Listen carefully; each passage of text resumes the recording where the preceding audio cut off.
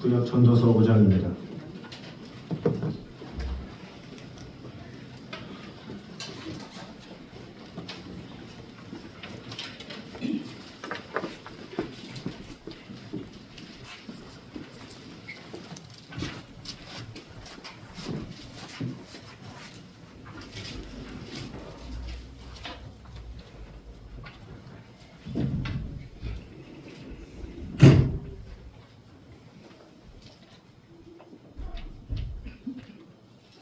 전도서 5장 8절에서 11절까지 말씀입니다.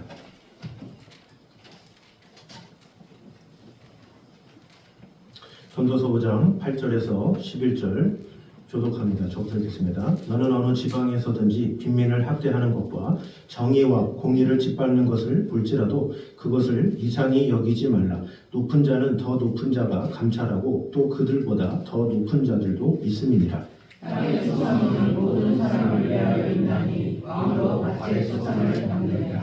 은을 사랑하는 자는 은으로 만족하지 못하고 풍요를 사랑하는 자는 소득으로 만족하지 아니하나니 이것도 헛되도다. 재산이 많아지면 먹는 자들도 많아지나니 그 소유주들은 눈으로 보는 것 외에 무엇이 유익하랴. 아멘. 자, 오늘은 헤아의 인생의 허물을 가중시키는 요소들을 두 가지를 말하고 있습니다.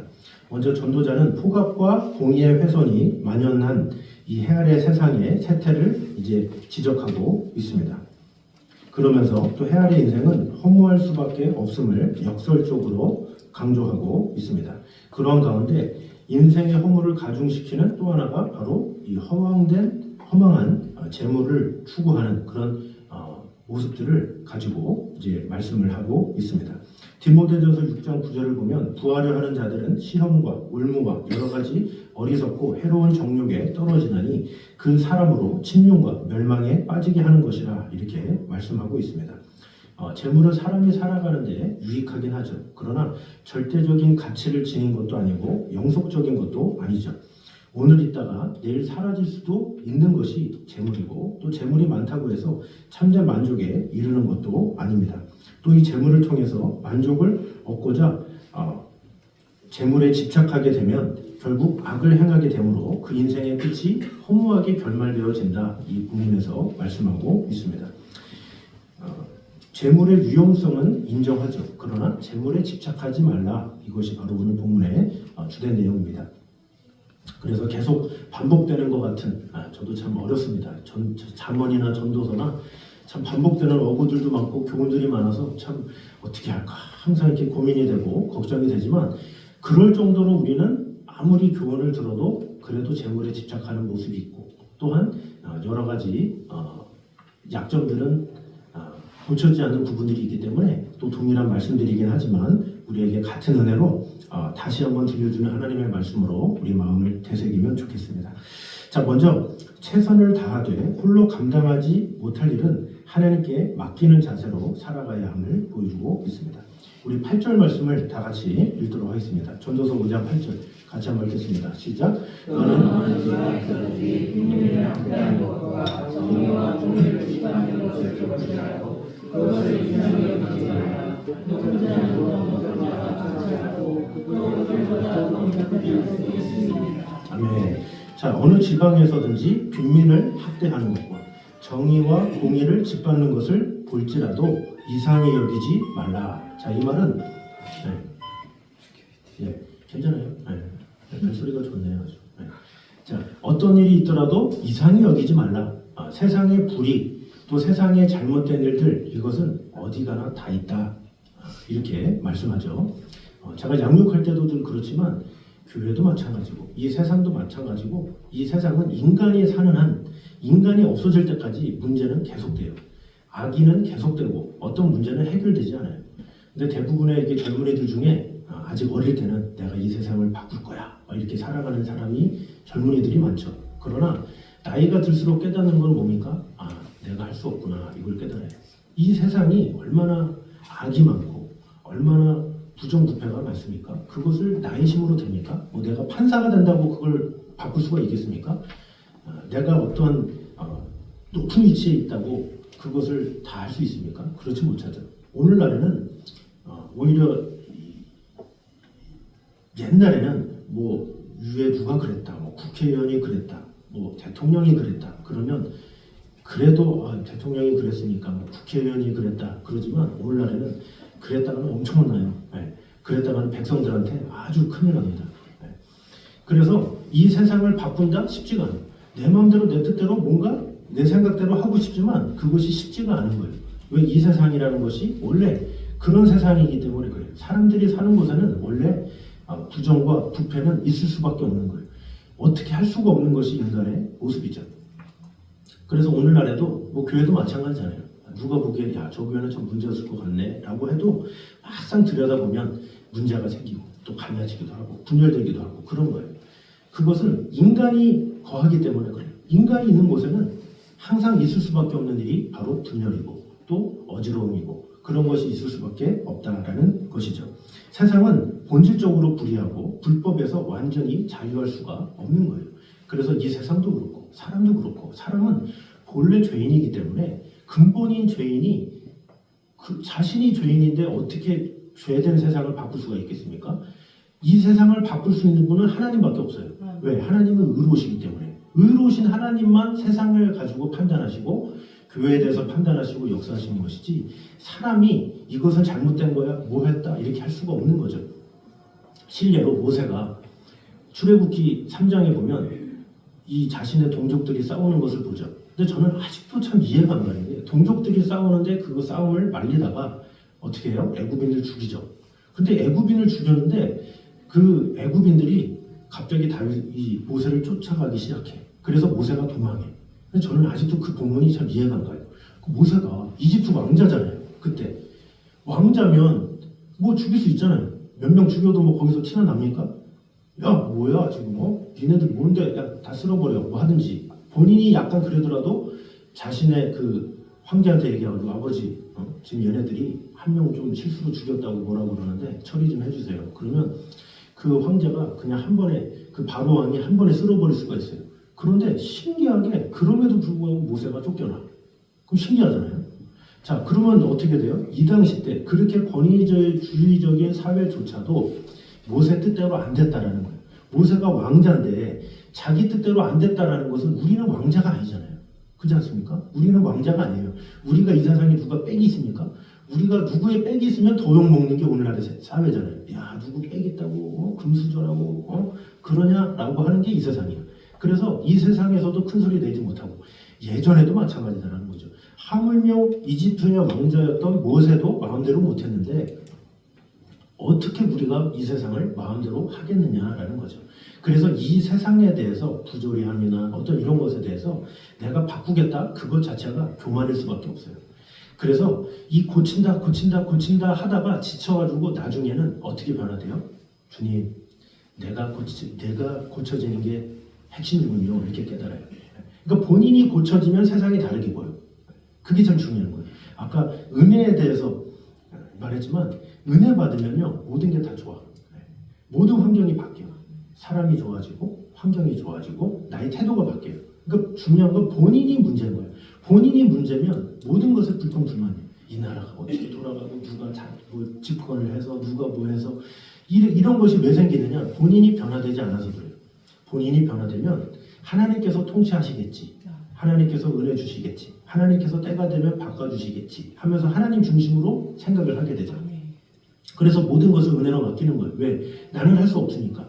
내가 변화되면 세상이 변화되는 거예요. 근데 대부분은 내가 변화될 생각은 안 하고 세상이 바뀌어야 돼, 교회가 바뀌어야 돼, 이 사회가 바뀌어야 돼. 계속 그런 식으로 살아간다는 거죠. 이 세상은 절대 안 바뀌어요. 세상에 바꿀 수 있는 건 자기밖에 없어요. 자기만 바뀌면 이 세상은 바뀔 수밖에 없어요. 그래서 여기서 말씀하는 건 그거예요. 솔로몬이 야 너 세상에 벌어진 일 가운데 왜 저렇게 피곤하게 살아? 세상 네 마음대로 바뀌는 게 아니야. 권력 위에도 권력이 있고 권력 위에 권력이 있어. 그거 네가 어떻게 바꿀 거야? 라고 말하면서 오직 하나님을 경외해 라고 말하는 거예요. 하나님께 맡기고 너는 그저 하나님께서 행하실 일들을 바라보며 나아가는 것 그것이 중요해 이렇게 말하는 거죠. 그래서 우리가 이 세상을 바라보면서 주님, 내가 먼저 변화되게 하여 주시옵소서. 아멘. 내가 먼저 바뀌게 하여 주시옵소서. 아멘. 이런 태도가 중요한 거예요. 내가 바뀌면 세상이 바뀌는 거예요. 내가 바뀌면 이 세상이 바뀌는데 중요한 건 내가 안 바뀌고 세상을 바꾸려고 하니까 됩니까?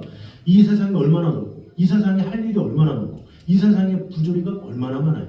예를 들어서 저기 인천 법원에 어떤 부조리가 생겼어. 그럼 인천 법원의 부조리를 내가 바꾸면 수원 지방은 누가 바꿀 거야? 서울 지방은 누가 할 거야? 내가 다 돌아다니면서 할 거예요? 할 수 없어요. 사람은 할 수가 없는 거예요. 그저 할 수 없는 것을 인정하는 게 중요한 거예요. 이 솔로몬이 말하고자 하는 게 그거예요. 자, 솔로몬은 당대의 왕이었잖아요. 왕이면 바꿀 수가 있어요. 자기 마음대로, 자기 뜻대로. 이렇게 저렇게 바꿀 수 있어요. 그러나 솔로몬조차도 바꿀 수 없다는 것을 인정하는 거예요. 왕인데 인정할 수 없는데 왕인 솔로몬도 바꿀 수 없는 세상을 우리가 어떻게 바꾸냐라는 거죠. 그래서 우리는 이 세상을 자꾸 바꿔야 되겠다. 이 세상의 부조리는 뭐 해야 되겠다. 물론 부조리나 뭐 잘못된 것에 대해서 하나님 앞에 놓고 기도는 해야 되겠죠. 그러나 그것을 내가 바꾸겠다가 아니라 주님, 내가 먼저 변화되게 하여 주시고 내가 먼저 그것을 온전한 눈으로, 오히려 불쌍한 눈으로, 국민한 눈으로 바라보는 시야를 허락하여 주시옵소서. 이런 태도가 필요하다라는 것입니다. 그래서 우리는 끝없이 죄와 싸우는 연약한 존재임을 우리는 알아야 합니다. 모든 세상의 기관이 다 죄인된 사람이 있듯이 나도 죄인이고 다 똑같은 죄인이에요. 죄인들끼리 누가 누구를 지적하고 누가 누구를 책망하고 누가 누구를 하겠습니까? 그래서 로마서 2장에 뭐라 그럽니까? 유대인들한테 얘기하는 거예요. 야, 너 왜 그렇게 안 살면서 왜 다른 이들한테 뭐라 그러냐? 이렇게 말을 하는 거죠. 우리 모두는 다 죄인이기 때문에 로마서 3장 23절에 뭐라고 결론냈습니까? 모든 사람이 죄를 범하였음에 하나님의 영광에 이르지 못하더니. 그래서 가장 큰 죄는 뭐예요? 하나님을 안 믿는 게 가장 큰 죄예요. 부조리한 게 죄가 아니라 하나님을 안 믿는 게 가장 큰 죄인 거예요. 그러니까 믿는 사람조차도 헛다리 짚어.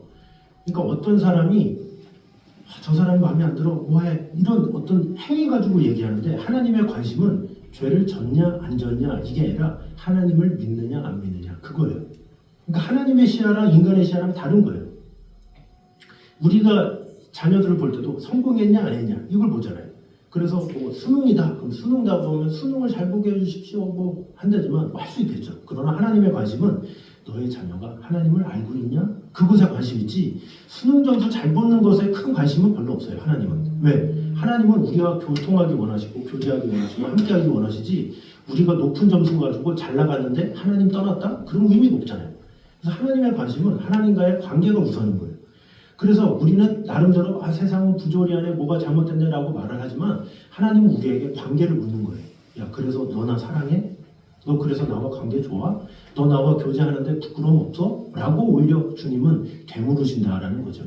그래서 고린도전서 13장 1절에 뭐라 그러니까? 권세자들에게 복종하라 이렇게 말씀하고 있죠. 그 당시 때 왕이 네로 황제인데 복종하래요. 그거를 하나님 손에 있으니까 맡기라는 거예요. 그럼 하나님이 때가 되면 하나님께서 때가 되면 다 바꿔줄 거야. 넌 그것들 때문에 세상을 바꾸겠다 하지 마 라고 하면서 말을 하고 있죠. 그래서 우리는 항상 우리가 주님 앞에 어떻게 서야 할지 그것을 늘 생각하면서 주님 내가 더 변화되기 원합니다. 내가 더 하나님의 사람으로 세워지기 원합니다. 그것이 우선순위가 되어야 함을 꼭 기억하므로 바뀌지 않을 이 세상 이런 것에 목매지 말고 그런 것에 에너지 빼지 말고 내가 먼저 변화되게 하여 주시옵소서. 그래서 이 성당에서도 그랬다고 그러잖아요. 내 탓이요. 내 탓이요. 그게 그런 거 아니에요. 내 탓이요. 내 탓이오면 모든 게 해결이 돼. 근데 내 탓이요가 안 되면 그때부터는 분쟁이 일어나죠. 그래서 우리 모두가 이 지혜를 분명히 알아서 이 세상의 부조리에 대해서 오히려 기도하고 무릎을 꿇고 그게 더 나은 거예요. 왜? 내 힘으로 해봐야 한계가 있잖아요. 그러나 하나님은 전능하시기 때문에 하나님이 다 해결해 주시는 거예요. 그 해결해 주실 분한테 기도하는 게 가장 큰 거지. 어떻게 내가 뭘 하겠다고 이래저래 뛰어다니고 동네방네 다닌다고 해결이 되겠습니까? 그래서 우리는 어떤 상황에서든지 하나님께서 일하시도록 역사하는 게 필요하죠. 뭐 법원에 가려면 우리가 찜이 있어야 들어갈 거 아니에요. 뭐 판사하고 얘기를 하려면 자격이 돼요. 막 얘기했어. 당신 뭔데? 그럼 뭐 어떻게 할 거예요? 어떤 회사에 부정부패가 있어. 내가 회사를 바꿀 거야. 사장 나와 두들기면 거기서 뭐라 그래? 당신 뭔데? 뭔데 그래? 어디 뭐 우리 거래처야? 누구야? 뭐 물어보잖아요. 저 아무것도 아닌데요. 그러면 쫓겨나는 거야. 우리가 할 수 있는 건 아무것도 없어요. 그래서 그 모든 사람의 마음을 주관하시는 하나님께서 일하시면 하나님께서 조종하시는 거예요. 그래서 이스라엘 백성들이 압제 가운데 있을 때 어떻게 돼요? 하나님께서 바로 왕을 흔드시잖아요. 10가지 재앙을 하나님이 내리신 거예요. 그 바로 왕을 누가 흔들겠어? 그 아들인 모세는 흔들었을지 몰라도 바로를 흔들린다는 건 있을 수 없는 거예요. 그런데 그 바로마저도 누가? 하나님께서 흔들었잖아요. 그래서 우리는 하나님께 기도하는 거야말로 하나님을 제대로 믿는 거고 그것이 참된 지혜라는 것을 알아야 한다는 거죠. 그래서 우리는 내가 무엇인가 바꾸겠다 이것이 아니라 하나님 나는 변화되게 하여 주시고 이 세상에 주여 이런 일들이 있는데 주님 변화되게 하여 주시옵소서 이렇게 기도하면 이것이 하나님의 뜻이라면 될 테고 또 하나님께서 또 시간이 필요하니까 그 시간에 따라서 하나님께서 하시겠죠. 하나님께 맡기는 게 필요한 거예요. 그래서 어떤 일에 대해서 어떤 상황에 대해서 부조리에 대해서 내가 무엇인가 하겠다라는 교만한 생각 버리고 오직 하나님께서 역사하심을 믿고 나아가는 저를 되시기를 주님의 이름으로 축원합니다. 자, 두 번째는 하나님을 사랑의 대상으로 삼을 때야만 참되고 영원한 만족을 얻을 수 있음을 말씀하고 있습니다. 우리 10절 말씀 같이 보도록 하겠습니다. 10절 말씀 시작. 은을 사랑하는 자는 은으로 만족하지 못하고 풍요를 사랑하는 자는 소득으로 만족하지 아니하나니 이것도 헛되도다. 아멘. 자, 이것도 늘 했던 말씀이죠. 전도서에서도 헛되고 뭐 눈은 보아도 족함이 없고 귀는 들어도 차지 아니하는도다 했던 것처럼 여기서도 마찬가지예요. 은을 사랑하는 자는 은으로 만족하지 못하고 풍요를 사랑하는 자는 소득으로 만족하지 아니한다. 이것도 헛되다 이렇게 말을 하고 있죠. 자, 이것을 보면 당시의 화폐는 은이기 때문에 이것을 말한 거예요. 오늘날은 뭐 돈, 뭐 화폐 이렇게 말하겠죠. 오늘날로 좀 더 해석하면 뭐 카드를 사랑하는 자는 뭐 이렇게 하겠죠. 자, 이렇게 사랑하는 자는 소득으로 만족하지 못한다라는 거죠. 사람이라는 존재 자체가 어떤 소유로 만족할 수 없는 존재다라는 것을 정의하고 있는 거예요. 그래서 이 세상에 많은 사람들은 많은 소유를 얻기 위해서 살잖아요. 열심히 살아요. 부지런히 살고 최선을 다하고. 그러나 바쁘게 살고 열심을 다하고 건강까지 헤쳐가면서 열심히 사는데 그렇게 해서 많은 것을 벌어도 야 만족한다 하는 사람은 없다라는 거죠. 이 세상 어느 누구도 야 내가 이 정도 벌었으니까 야 이제 끝이다. 이제 여기까지 끝이고 이제 누리자 하는 사람이 별로 없어요. 거의 없고 모으다가 본인은 못 누리고 죽어. 그게 이 세상이야. 그 모으는 데만 길을 다 쓰고 막상 죽을 때는 다른 사람이 있어. 뭐 자녀든지 아니면 내가 준 사람이라든지 그 사람이 다 쓰지 본인은 아까워서 쓰지도 못해. 누리지도 못해. 그래서 어떻게 보면 이런 내가 무엇인가를 소유하겠다 이런 것은 끝이 없다라는 거죠. 그래서 이 끝이 없는 그런 것에 집착하거나 그런 것에 연연하지 말라는 거예요. 왜? 어차피 만족이 없으니까. 만족이 있다면야 어느 정도 선이 되면 만족한다 그러면 솔로몬이 얘기했겠죠. 야 어느 정도 있으면 만족한다더라. 어느 정도 사람이 모으면 만족해라고 하지만 눈을 보아도 족함이 없고 귀는 들어도 차지 않는다. 솔로몬이 말했다는 것은 솔로몬도 왕인데 그 땅에 전부 다 바닥이 다 은으로 돼 있고 그만한 부자가 어디 있어요. 한 끼 식사가 몇백 명이 막 해도 먹는 그 식사인데 그런데도 만족이 없대요. 야, 이 만족함이 왜 없는 거예요? 만족함. 이 만족함이 왜 없어요? 왜 없겠습니까? 이 세상으로 만족하려고 하기 때문에 만족함이 없는 거예요. 그러나 만족함은 어디에 있습니까? 하나님께 있다라고 말하는 거예요. 하나님을 찾고 하나님을 경외할 때 만족함이 있기 때문에 세상에 너무 집착하지 말고 하나님을 찾아. 하나님을 만나면 만족이 있어. 이것을 말하는 거죠. 그런데 세상에 많은 사람들은 물질을 통해서 뭔가 많은 것을 얻어서 그것으로 만족을 얻으려고 하지만 그 만족은 오래가지 못하고 또 다른 만족, 더 많은 만족, 더 큰 만족 그것을 위해서 달려갈 수밖에 없다는 거죠. 그러다 보니까 건강도 상하고 몸도 상하고 그거 하느라고 몸은 다 상했는데 재산은 남아있는데 본인의 건강을 다 잃어버리게 돼요. 그런 안타까운 일이 일어나게 된다라는 거죠. 그래서 지혜로운 사람은 우리는 다 많은 걸 볼 수 없다는 것을 인정해야 돼요.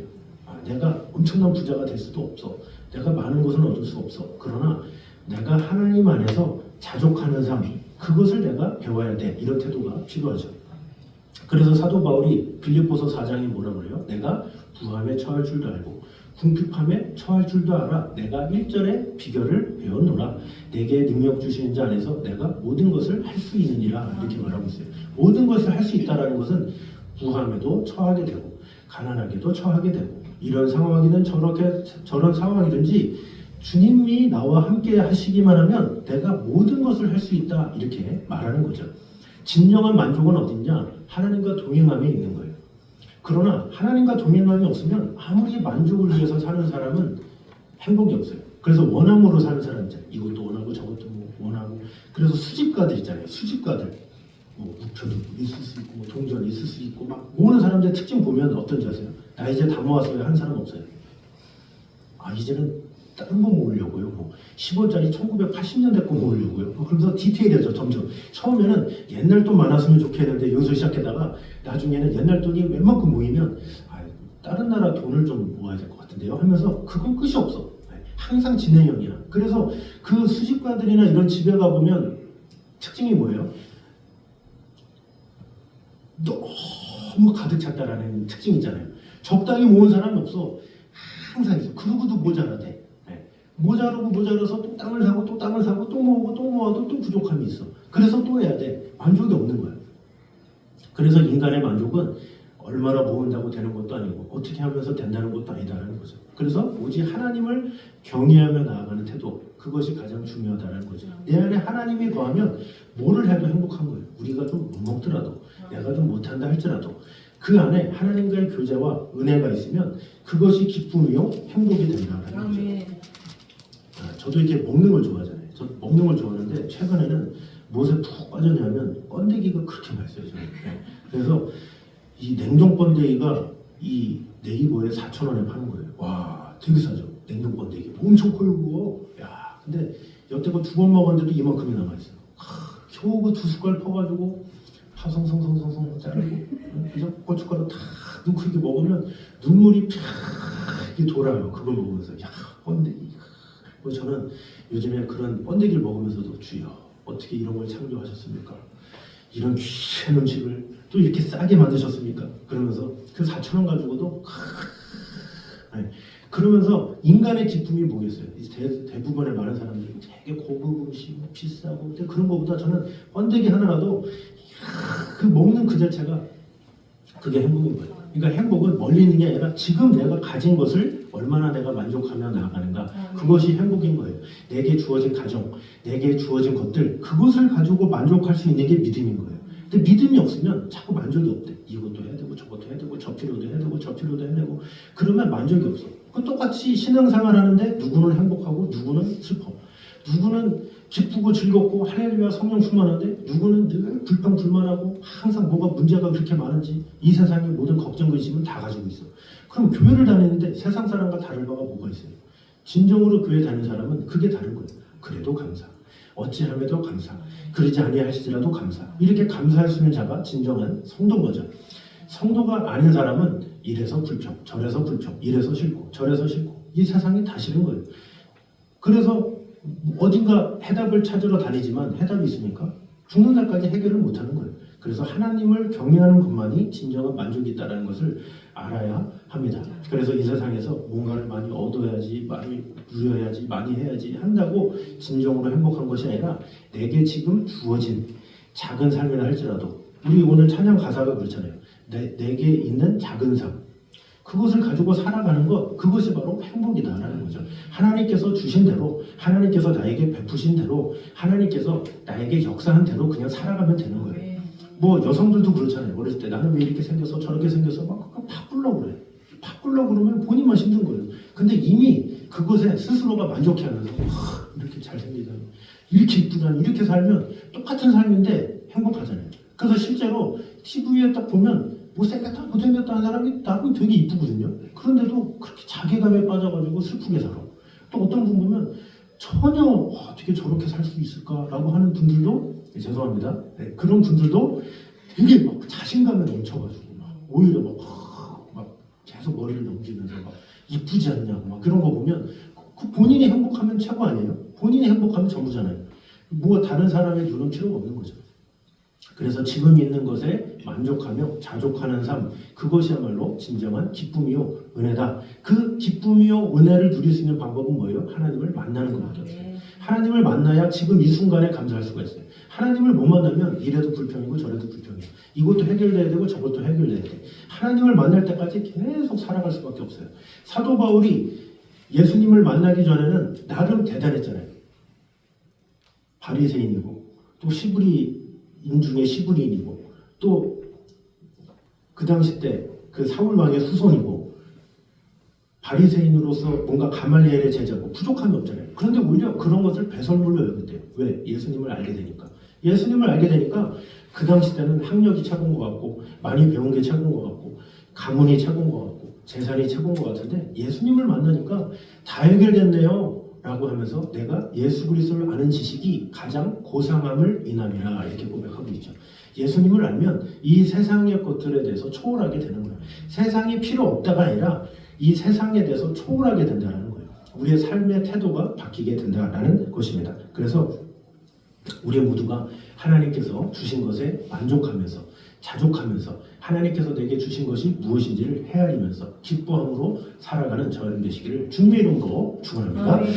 우리 마지막으로 헛된 재물에 대한 집착을 버리고 자족과 나누는 삶을 살아가야 함을 또 볼 수가 있습니다. 11절 말씀 보도록 하겠습니다. 시작. 재산이 많아지면 먹는 자들도 많아지나니 그 소유주들은 눈으로 보는 것 외에 무엇이 유익하랴. 자, 재산이 많아지면 먹는 자들도 많아진다. 이건 뭐예요? 재산이 많아져봐야 피곤만 해라고 말하는 거예요. 그래서 실제로 어떤 뭐 가게를 운영하는 이런 분들 보면 되게 작은 규모를 만족하는 분들이 있어요. 왜냐? 일거리가 별로 없대. 내 일만 하면 된대요. 그래서 뭐 직원 한두 명만 있으면 이렇게 하면 돼. 이렇게 하는 분들이 있어요. 그러면 본인이 자족하고 만족하니까 본인이 좋다는데요. 그런데 실제로 막 큰 회사를 돌리고 이런 분들 보면 직원들 챙겨야죠. 뭐 회사 거래처 만나야죠. 이거 해야지 저거 해야지 할 게 너무 많은 거야. 많아지면 많아질수록 몸이 편한 것 같지만 그것만큼 바쁜 게 없어요. 여기 다니고 저기 다니고 여기 맞추고 저기 맞추고 재산이 많아지면 많아질수록 사실은 좋아지는 게 아니라 그만큼 신경 쓸 일도 많고 할 일도 많아진다는 거예요. 그래서 솔로몬도 말하고 있는 거예요. 야, 재산 많으면 좋은 것 같지 많아도 그만큼 나가는 것도 많고 할 일도 많고 돌아볼 일도 많어 이렇게 말하는 거죠. 그만큼 만나는 사람도 많고 할 일도 많아지니까 얼마나 할 일이 많습니까? 그래서 그저 내게 주어진 것 작다 할지라도 그것에 자족하며 사는 삶이 참 귀하다. 그러면 이 자족하면서 나머지는 어떻게 하냐? 그것을 확장하려고 크게 하려고 이게 아니라 자족하면서도 주위의 사람들을 돌아보면서 살아라라는 거예요. 주위의 사람들의 마음을 헤아리면서 살아가라라는 것이죠. 그래서 이 솔로몬이 말하고 있는 것은 너희가 축적하려는 그런 것에 너무 마음을 두지 말고 주위의 이웃들을 돌아봐. 주위 사람들을 한번 헤아려봐. 이렇게 말하는 거죠. 그래서 우리의 진정한 만족, 진정한 은혜 이것은 어디에서 나타나냐면 주위에 돕는 자들이 많고 섬기는 자들이 많고 함께하는 자들이 많을 때 기쁨이 되는 거예요. 배가 되는 거예요. 그것이 은혜가 되는 거죠. 그래서 그것이 넘치면 본인도 기쁘고 또 그것을 도와준 사람도 기쁘고 아주 은혜가 충만하게 된다는 거죠. 제가 이전에 인도에 선교사님이 오셨을 때 그분이 한 2박 3일 동안 수련회를 갔다 온대요. 근데 수련회가 어떻게 생겼냐면 어느 회사에서 선교사님들을 섬기려고 2박 3일 수련회를 부른 거예요. 그 수련회 동안에 뭐를 하느냐? 뭐 선교사님이 늘 선교지 가서 맨날 말씀 보고 전도하고 선교할 텐데 얼마나 그러겠어요. 그래서 거기서 놀거리들을 쫙 한 거예요. 좋은 음식들을 잘 준비해서 그 선교사님들이 푹 쉴 수 있도록 도와줘요. 그래서 일정이 뭐냐 봤더니 전부 다 가족과의 시간이야.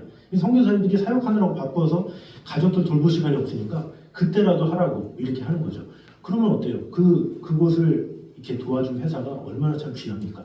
이 선교사님들이 마음껏 할 수 있도록 누릴 수 있도록 참 그거 보면서 야 나도 참 이런 일을 하고 싶다 이런 생각이 들 정도로 그래서 그런 것이 아름다운 것이다라는 거죠.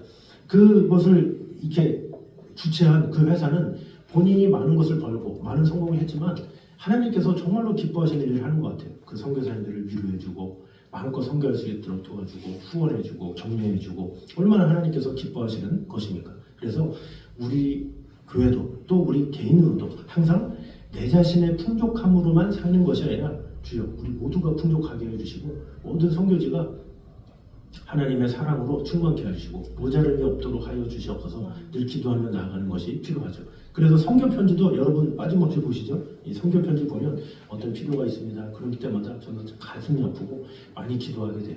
그래서 우리도 같이 항상 기도하면서 어떻게 하면 그 선교지들을 도울까? 이렇게 우리의 마음에 우리 에너지가 자꾸 흘러 보내줘야 돼요. 그래서 도움이 필요한 것, 사랑이 필요한 것 이렇게 흘려 보내져야 하나님께서 오히려 더 축복해 주시고 더 큰 재물을 허락해 주시고 더 성공케 하시는 거죠. 그러나 그 생각이 나 잘 먹고 잘 살아야 되는데 이기적으로 가면 그 마음을 하나님이 아셔서 괘씸해서라도 그런 마음은 기뻐하지 않으세요. 나의 이런 것을 통해서 많은 이들이 기쁨을 얻고 많은 선교지가 살아나고 하나님의 뜻 가운데 거할 때 하나님께서 기뻐하셔서 그 가정을 축복해 주시고 은혜 주시고 함께하는 것입니다. 그래서 우리 모두가 하나님께서 주신 것에 감사하며 우리에게 주신 것, 하나님께서 우리에게 주신 것을 잘 헤아리며 거기서 끝나지 말고 그것을 널리 잘 전파하고 섬기고 사랑함으로 말미암아 이것이 차고 넘쳐서 우리 교회가 또 한국 교회가 더욱더 하나님 보시기에 부족함이 없는 교회가 되도록 늘 마음을 다해 기도하는 저는 되시기를 주님의 이름으로 축원합니다. 기도하겠습니다. 살인자에 감사합니다. 우리와 늘 언제나 함께하신 주님, 지켜주시는 주님, 주님의 은혜가, 주님의 사랑이, 주님의 축복이 우리 안에 가득 임하게 하여 주시옵소서. 주님, 어떠한 상황에서도 우리가 세상을 바꾸겠다라는 마음을 가지기보다 주님, 내가 먼저 변화되게 하여 주시옵소서. 기도하는 자가 되게 하여 주시옵소서. 이 세상을 우리가 어떻게 바꿀 수가 있겠습니까? 하나님께서 역사하시고 하나님께서 역사하시면 이 세상은 당연히 바꿀 수가 있고 하나님의 뜻 가운데 거하게 될 수 있습니다. 뜻이 하늘에서 이루어진 것 같이 땅에서도 이루어지게 하소서. 이런 기도를 늘 하는 자가 되게 하여 주셔서 내가 무엇인가를 하겠다고 하는 자가 아니라 우리는 늘 죄인으로서 주님 앞에 엎드리는 자, 오히려 여러 가지 필요에 대해서 하나님 앞에 간구하며 나아가는 그런 겸손한 성도들이 되게 하여 주시옵소서. 아버지 하나님, 이 세상을 살아감에 있어서 하나님을 사랑의 대상으로 삼으며 나아갈 수 있도록 인도하여 주시옵소서. 돈을 사랑한다고 내가 세상에 어떤 부함을 얻게 된다고 진정한 행복을 얻는 것이 아니라 하나님이 나와 함께 하실 때 진정한 행복이 있음을 오늘 보게 되었습니다. 그 무엇보다 영적으로 하나님을 만나고 하나님을 경험하고 하나님의 은혜 가운데 거하게 됨이 가장 소중한 것임을 꼭 기억하게 되므로 우리 모두가 하나님을 만나고 하나님과 교제하고 하나님의 뜻 가운데 거하며 진정한 행복을 누릴 수 있도록 도와주시옵소서. 또한 하나님을 알고 또 주님의 뜻 가운데 있음과 동시에 우리의 삶이 주위의 많은 영혼들에게 많은 선교지에게 전파될 수 있도록 인도하여 주셔서 우리만 구한 삶이 아니라 우리 서로 모두가 같이 믿음의 동력자들이 온전히 세워지는 데 부족함이 없도록 주님 지켜주시고 돌봐주시고 함께하여 주시옵소서. 이제는 우리 주 예수 그리스도와 아버지 하나님의 무한하신 사랑과 성령님의 교통하심이 늘 우리와 함께 계심으로 우리를 지켜주시고 돌봐주시는 하나님의 은혜 가운데 거하기 원하는 이 자리에 있는 모든 성도들 위해 이제부터 영까지 함께 있기를 간절히 축원하옵나이다. 아멘.